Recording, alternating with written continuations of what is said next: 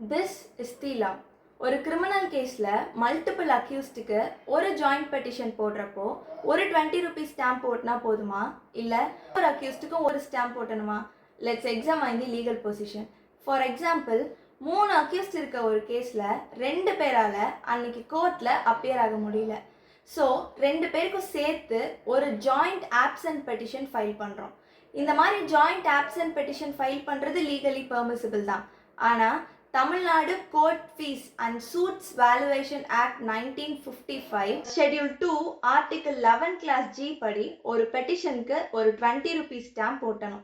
இதை நம்ம எப்படி எடுத்துக்கணும் அப்படின்னா, the court fees is calculated per person seeking for relief and not per the document. So ஒரு ஜாயிண்ட் பெட்டிஷன் போடும்போது 2 into 20 ருபீஸ், தட் இஸ் 40 ருபீஸ்க்கு ஸ்டாம்ப் டியூட்டி ஓட்டணும். அதே 3 பேர் சேர்ந்து ஒரு டிஸ்சார்ஜ் அப்ளிகேஷன் போடுறப்போ 3 into 20, that is 60 rupees stamp duty ஓட்டணும். இந்த மாதிரி ஒரு ஜாயிண்ட் அப்ளிகேஷனுக்கு ஒரு 20 ருபீஸ் ஸ்டாம்ப் ஓட்டினா ஸ்டேட் ரெவன்யூக்கு லாஸ் ஆகும்.